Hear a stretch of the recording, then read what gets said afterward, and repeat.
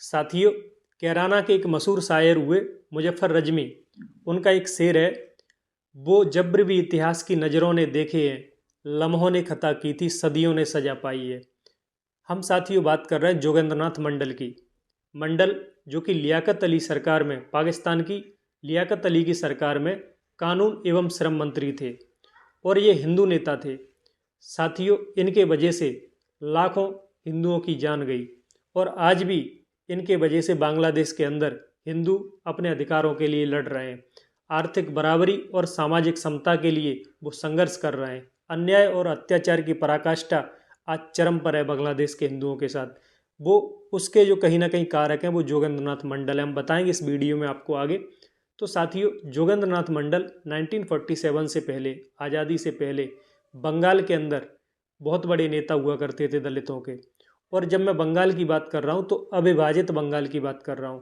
पूर्वी पाकिस्तान और हमारा बंगाल, पूर्वी पाकिस्तान कहें तो बांग्लादेश, तो ये पूरा बंगाल इकट्ठा हुआ करता था। उसके बड़े नेता थे जोगेंद्रनाथ मंडल।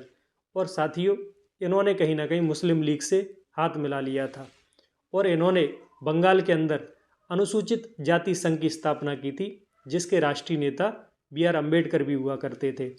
और इन्होंने तब साथियों बी आर अम्बेडकर को कहीं ना कहीं संविधान सभा में पहुंचाने के लिए सितंबर 1946 में मदद भी की थी। लेकिन साथियों, मोहम्मद अली जिन्ना ने जोगेंद्रनाथ मंडल का इस तरीके से ब्रेन वॉश किया कि ये मुस्लिम लीग के होकर रह गए। जब अगस्त 1946 को, 16 अगस्त 1946 को मोहम्मद अली जिन्ना ने डायरेक्ट एक्शन डे की घोषणा की, तो साथियों इन्होंने पश्चिम बंगाल के अंदर दलितों से कहा कि आपको मुस्लिम लीग के साथ खड़े होना है। और साथियों, आपको वो पता हुआ कलकत्ता क्राइसिस और नुआखाली नरसंहार, जिसमें लाखों हिंदू मारे गए थे और उसमें कई हिंदुओं ने इस्लाम धर्म को स्वीकार कर लिया था। सार्वजनिक हत्याएं हुई थी, बलात्कार हुए थे। खुद महात्मा गांधी नुआखाली के अंदर गए थे उन दंगों को शांत कराने के लिए। लेकिन मंडल यही नहीं रुके साथियों, इन्होंने एक पटकथा और लिखी। जैसे ही साथियों माउंटबेटन योजना के तहत हमारे देश का विभाजन स्वीकार किया गया और डोमिनियन स्टेट के नाम पर दो देश बनाए गए, एक भारत और एक पाकिस्तान, और जब हमें आज़ादी सौंपी गई तो साथियों बंटवारा हो रहा था उस समय सिलहट जिला एक आसाम का।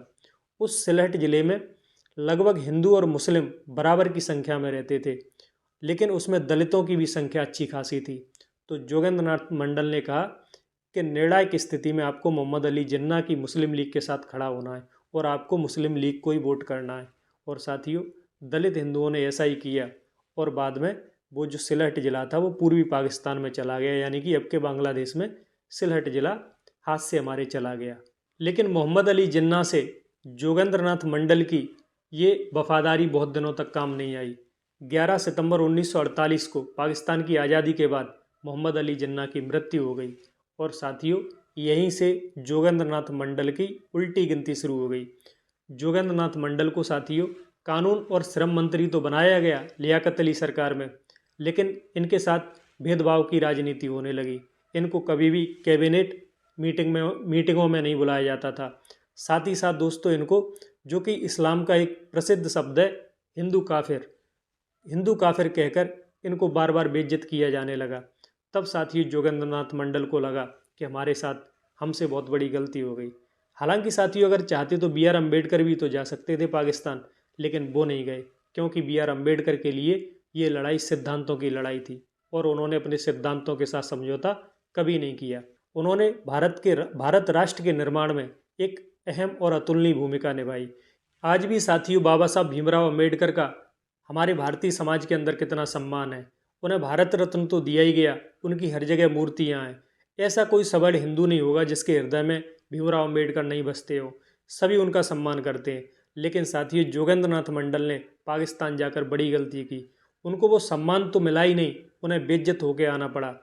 और जो लियाकत अली को उन्होंने पत्र लिखा, उसमें साथियों उन्होंने अपनी व्यथा, अपनी पीड़ा, अपनी वेदना जाहिर की।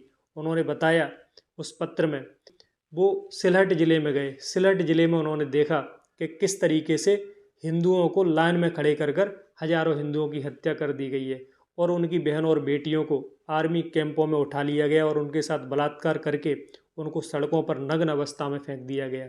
इतना मार्मिक दृश्य जो है मंडल ने उसका वर्णन अपने इस्तीफे में उन्होंने लिखा है। उन्होंने लिखा है कि यही स्थिति खुलना में, यही स्थिति गोपालगंज में और यही स्थिति चटगांव जिला में थी।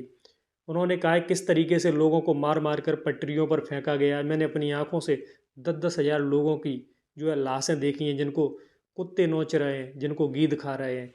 इतनी बुरी और भयावह स्थिति साथियों दलित हिंदुओं की जो है पूर्वी पाकिस्तान के अंदर थी। उन्होंने लियाकत अली को ये सब बताया, लेकिन लियाकत अली चुप्पी साधे रहे और अंत में साथियों जोगेंद्र नाथ मंडल को हिंदुस्तान में आकर शरण लेनी पड़ी और कोलकाता में आकर वो रहे। लेकिन वो जीवन भर इस पीड़ा को भुला नहीं पाए। और जैसा कि साथियों आपको पता होगा 1971 जो वॉर हुआ, जिसके अंदर बांग्लादेश अलग हुआ, उसमें साथियों 31 लाख लोगों की हत्या जनरल टिक्का खान ने की थी। उसमें से साथियों 25 लाख हमारे दलित भाई थे जिनकी हत्या हुई थी। और आज तक दलित वहाँ अपने अधिकारों के लिए लड़ रहे हैं। आज भी उनके साथ अन्याय और अत्याचार हो रहा है। आज भी वो समाज की मुख्य धारा से कटे हुए लोग हैं। आज भी वो वंचित हैं। पूरे बांग्लादेश के अंदर दलितों की आज भी बड़ी दुर्दशा है। एक जोगेंद्र नाथ मंडल की गलती से साथियों ये सारा खेल देखने को मिला। क्योंकि साथियों जब पार्टीशन हो रहा था तो सवर्ण जातियाँ थीं, उन्हें पता था कि हम मारे जाएंगे क्योंकि पाकिस्तान एक इस्लाम राष्ट्र बन रहा है, तो वो पहले ही निकल आए जितनी भी सवर्ण जातियाँ थीं। लेकिन मंडल के आश्वासन पर जितने भी दलित भाई थे वो बांग्लादेश में रह गए। और साथियों जोगेंद्र नाथ मंडल तो आकर कलकत्ता में रहने लगे, लेकिन दलित भाइयों को वहीं पर छोड़ आए। और जो सेंसस हैं वो बताते हैं कि 1941 के सेंसस में दलित लगभग 28% थे बांग्लादेश के अंदर, और अभी केवल साथियों 7% के आसपास बचे हैं। इतनी बुरी स्थिति दलित भाइयों की है। लेकिन साथियों बांग्लादेश के दलित हिंदू भाइयों के लिए हम हमेशा आवाज़ उठाते रहेंगे और कभी भी हार नहीं मानेंगे, क्योंकि साथियों उनको न्याय मिलना बहुत ज़रूरी है। तो साथियों ये थी पाकिस्तान के पूर्व हिंदू मंत्री जोगेंद्र नाथ मंडल की कहानी। ऐसी रोचक घटनाएं आपके लिए लेकर आते रहेंगे। फिलहाल इस अंक में इतना ही। जय हिंद, जय भारत।